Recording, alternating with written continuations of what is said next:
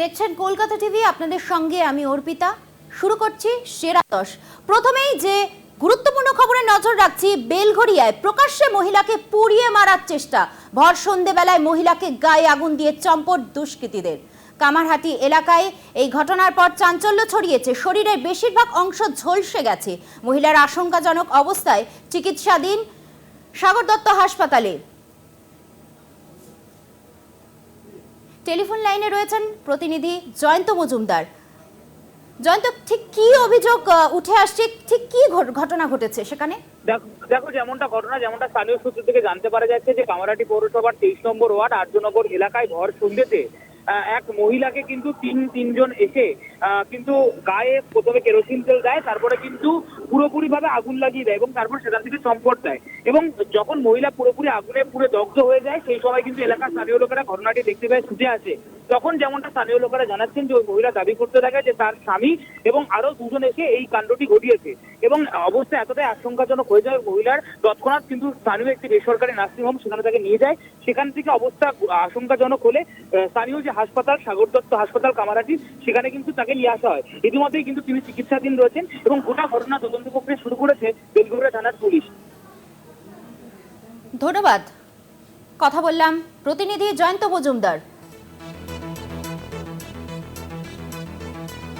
আপনাদের আরো একবার জানিয়ে রাখি, বেলঘড়িয়ায় প্রকাশ্যে মহিলাকে পুড়িয়ে মারার চেষ্টা। ভর সন্ধেবেলায় মহিলাকে গায়ে আগুন দিয়ে চম্পট দিল দুষ্কৃতীরা। কামারহাটি পুরসভা এলাকায় এই ঘটনা ঘটেছে এবং এই ঘটনায় চাঞ্চল্য ছড়িয়েছে। শরীরের বেশিরভাগ অংশ ঝলসে গেছে মহিলার। আশঙ্কাজনক অবস্থায় চিকিৎসাধীন সাগর দত্ত হাসপাতালে।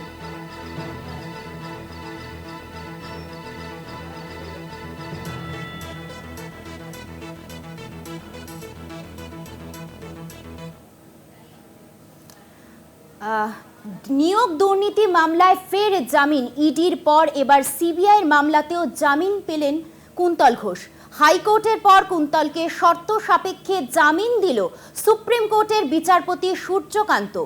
বিচারপতি সিটি রবি কুমার এবং উজ্জ্বল ভুইয়ার ডিভিশন বেঞ্চ। জেল মুক্তির পথে নিয়োগ দুর্নীতি মামলায় অন্যতম ধৃত কুন্তল ঘোষ।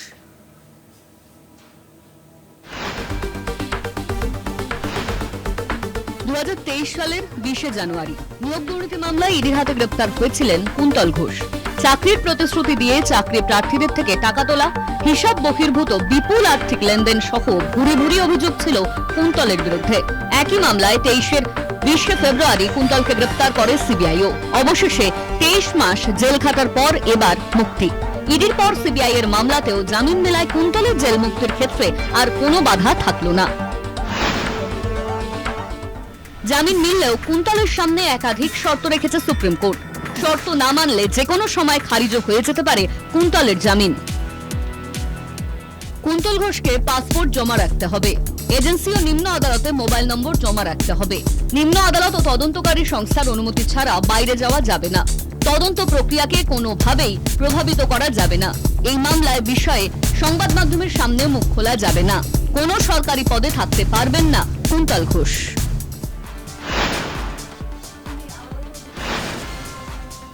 চলতি বছরের 20 নভেম্বর যুব তৃণমূলের প্রাক্তন নেতা কুন্তল ঘোষকে ইডির মামলায় জামিন দিয়েছিল হাইকোর্ট।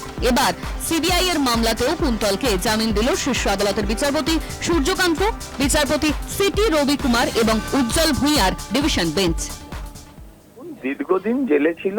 এই মামলাগুলোয় বোধহয় সর্বোচ্চ 7-8 বছরের শাস্তি হয়, তার মধ্যে 2-2.5 বছর বা তার বেশি সময় এরা কাটিয়ে ফেলেছে।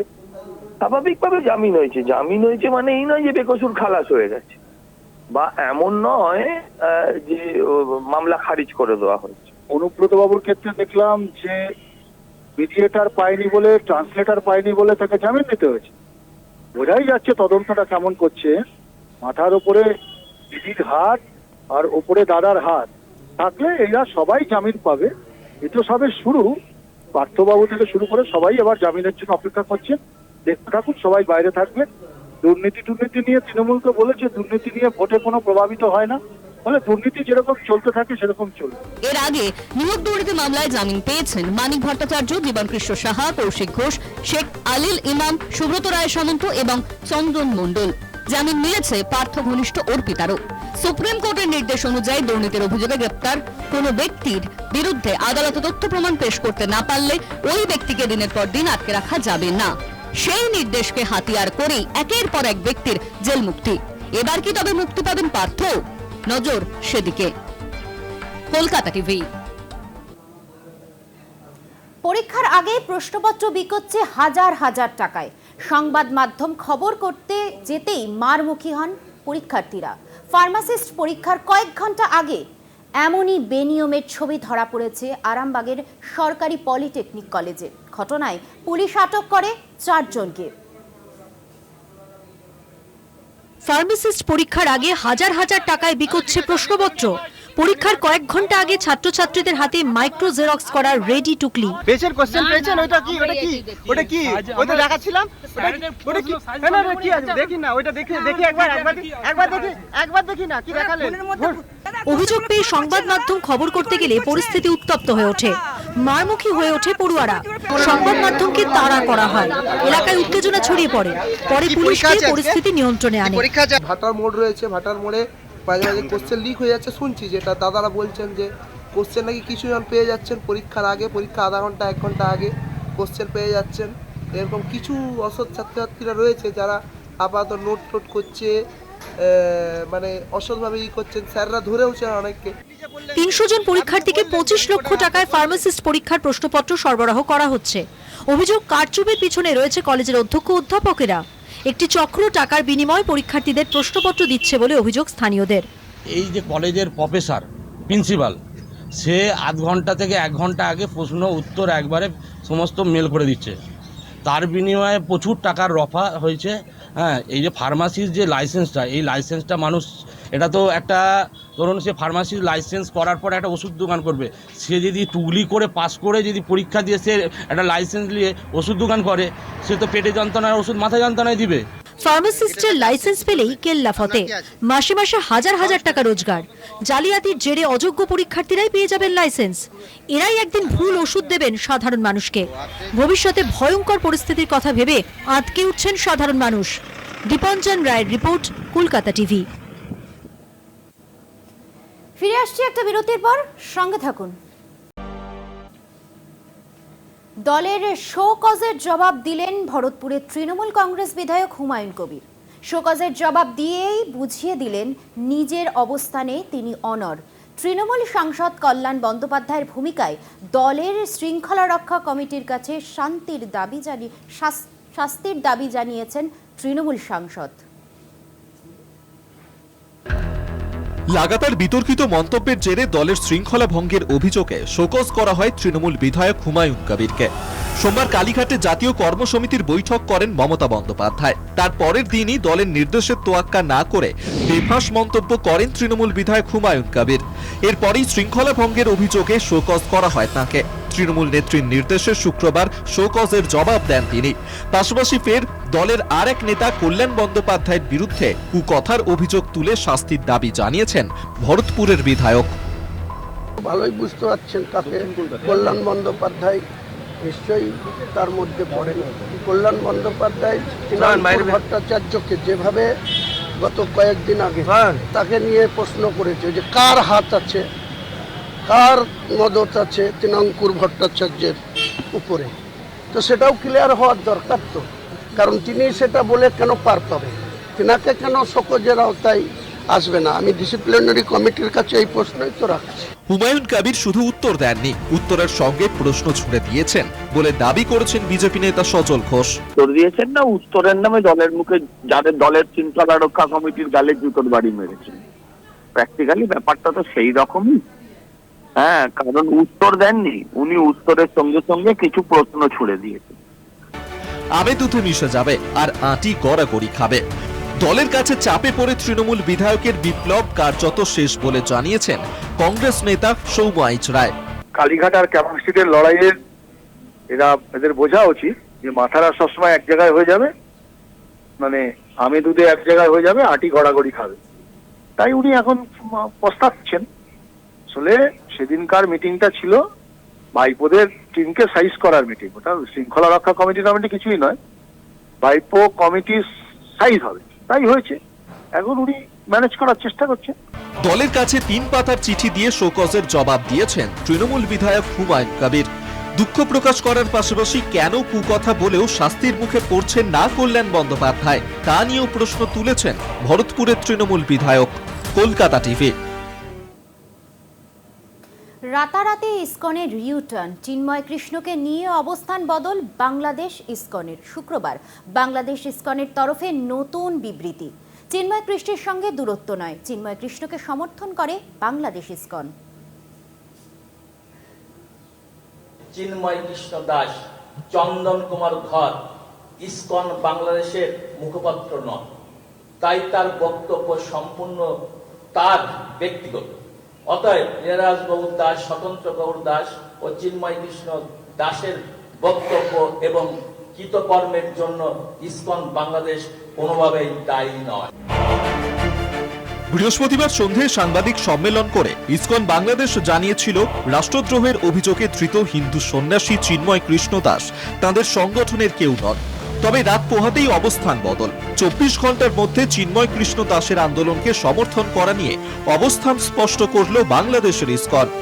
শুক্রবার সকালে বাংলাদেশ ইসকনের তরফে নতুন বিবৃতি দিয়ে জানানো হলো চিন্ময় কৃষ্ণের অধিকার বাংলাদেশে হিন্দুদের এবং তাদের ধর্মীয় স্থানগুলি রক্ষার জন্য তার প্রচেষ্টাকে সমর্থন করে ইসকন। আদৌ তার সঙ্গে দূরত্ব তৈরি করা হয়নি, বরং তার সম্পর্কে কিছু কথা স্পষ্ট করে দেওয়া হয়েছে। চিন্ময় কৃষ্ণ ইসকনের সদস্য নন, বাংলাদেশের ইসকনের প্রতিনিধিত্ব করেন না তিনি। চিন্ময় প্রভুর গ্রেফতারের প্রতিবাদে দফায় দফায় উত্তপ্ত হয়েছে বাংলাদেশ। তার মুক্তির দাবিতে রাস্তায় নেমেছেন সেদেশের হিন্দুরা। পাল্টা হিন্দুদের ওপর নির্যাতনেরও অভিযোগ উঠেছে।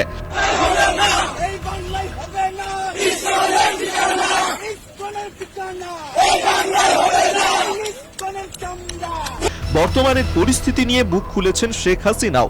একাধিক দেশ এই নির্যাতনের বিরুদ্ধে সরব হয়েছেন। চিন্ময়ের গ্রেফতারি এবং বাংলাদেশ পরিস্থিতি নিয়ে ভারত ইতিমধ্যেই উদ্বেগ প্রকাশ করেছে। কলকাতা টিভি।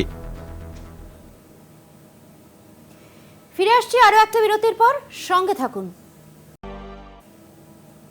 বিরতির পর যে খবরে নজর রাখছি, টোল প্লাজায় আর্থিক দুর্নীতির অভিযোগ তুলে শ্রমিক নেতাদের বিরুদ্ধে সরব ডানকুনি টোল প্লাজার শ্রমিক সংগঠনের কর্মীরা।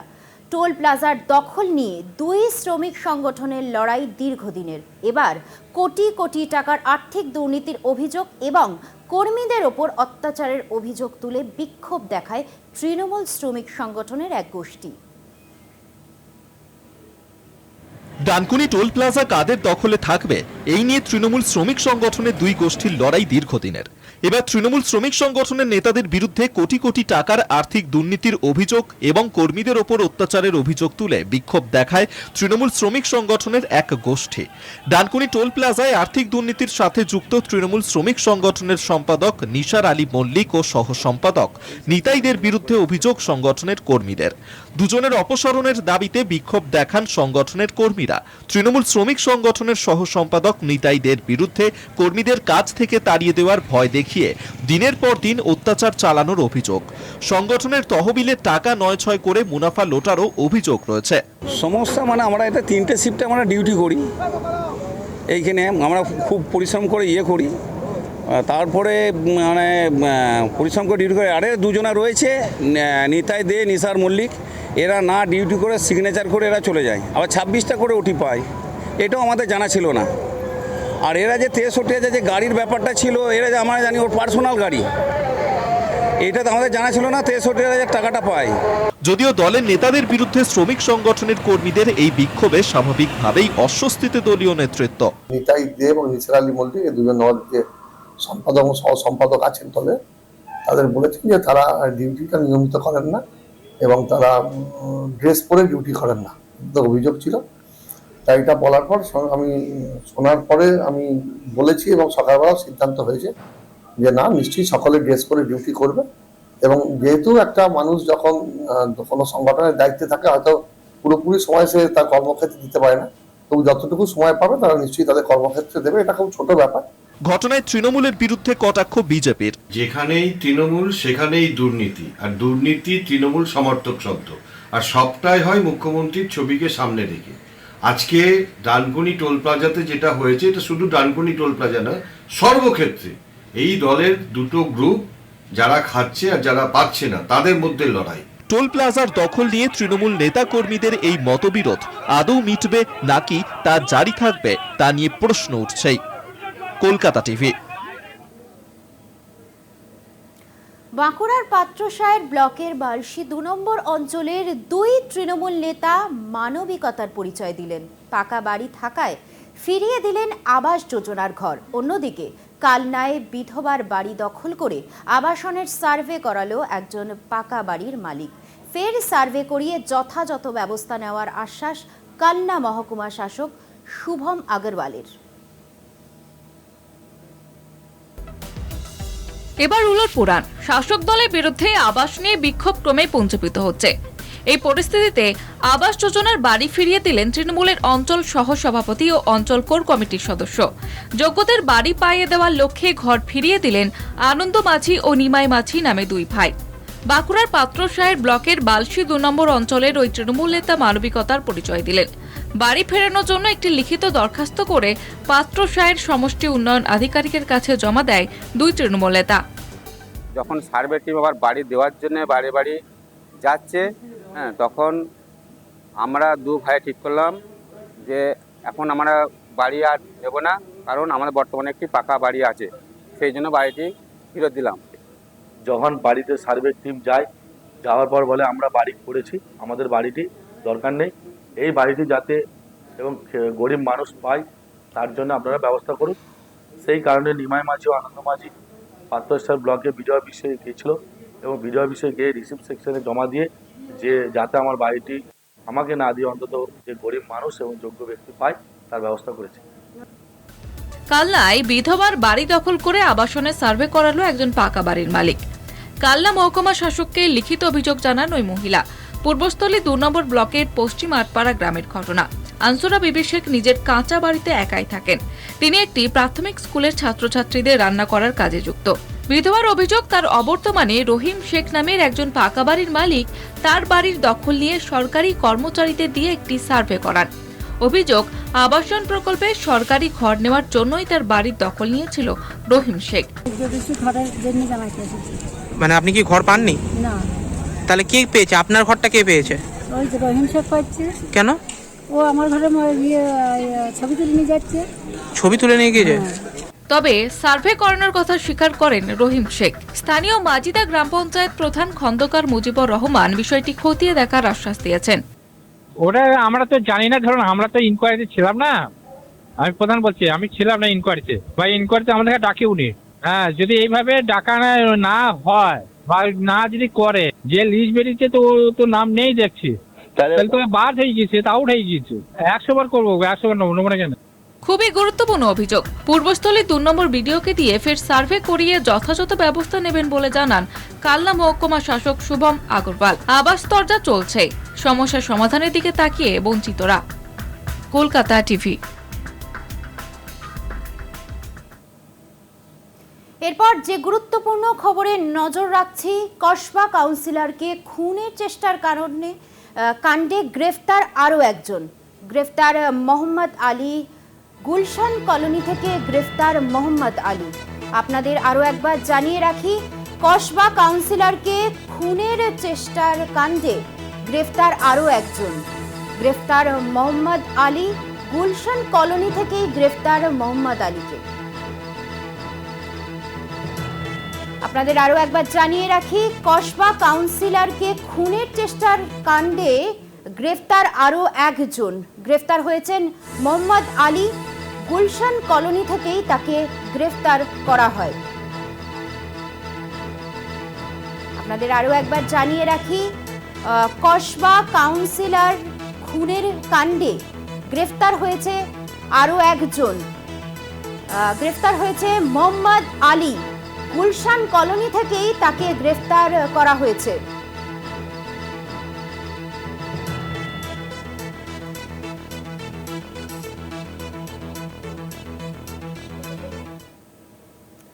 সেরা দশ আজ এই পর্যন্তই। দেখতে থাকুন কলকাতা টিভি, রাত দিন 7 দিন।